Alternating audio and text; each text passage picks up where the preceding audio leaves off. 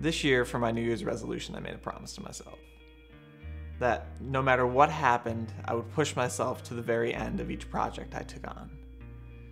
No matter the obstacles or how stupid the outcome may be or how unrealistic it is, I'm going to make sure I push myself to the very end. I'm going to create my own fate and stop waiting for something to happen. Southern California isn't a place known for its love. People here don't strive to make an honest connection with each other, and in fact, I think it's pretty much the opposite. A good way to summarize it up is finding someone who's genuinely, honestly interested in you as a person is like finding a good parking spot on street cleaning day. It takes forever to find one, but when you do, you take it. I know I'm not the only person that feels this way either. There's a reason that Match.com and eHarmony are so popular. There's a reason they have a dating website for anybody you could possibly imagine. JDate or Tall Friends, WomenBehindBars.com, or even Trek Passions, just to name a few. But what if you're in my shoes? And judging by the amount of posts on Craigslist Missed Connections, it seems like a lot of you are.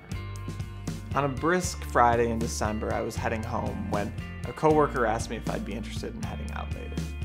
I cordially accepted and proceeded home to get ready for the evening. After meeting at his place, we gradually headed to the bars. First Carbon in Culver City, where we had a few shots, had a few beers, and discussed the dangers of drinking and driving. At around 10 o'clock, his roommate started to get a little tired, but we had worked a hard week, so we figured we deserved a few more drinks. We headed on to the next bar, Rocco's. After only being there a few moments, my friend Joe, with his confidence and quirky charm, found his way into multiple conversations, one of which was with 3 ladies. And while he was busy talking to one, I decided to talk to one of her friends.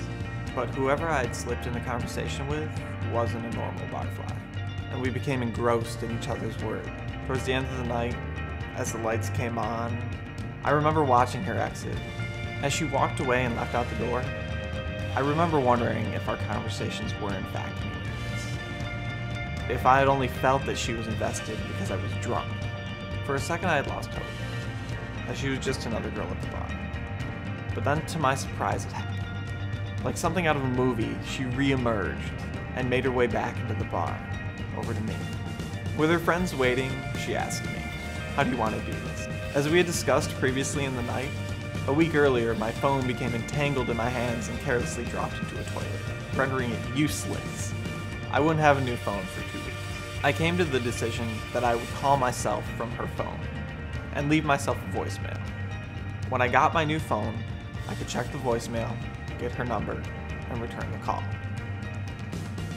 But as fate decided, when I got my new phone, there was no record of missed texts, missed calls, and most importantly, missed voicemails.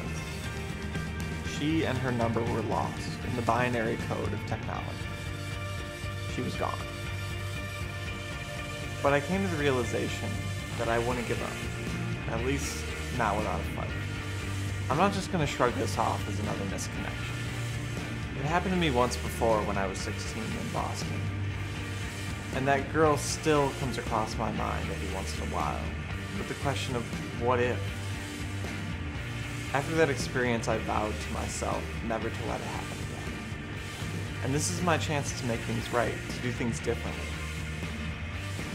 I mean, to believe in fate is to make your own.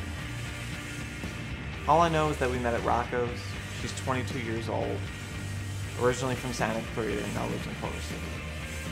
She works at a payroll company somewhere in West LA, and my friends are getting kind of sick of hearing about it. All I'm asking of you is this. If you think you know this girl, if she's a friend of a friend or somebody you went to school with, share this video.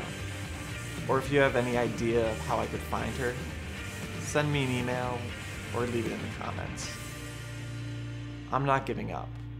I will find my parking spot.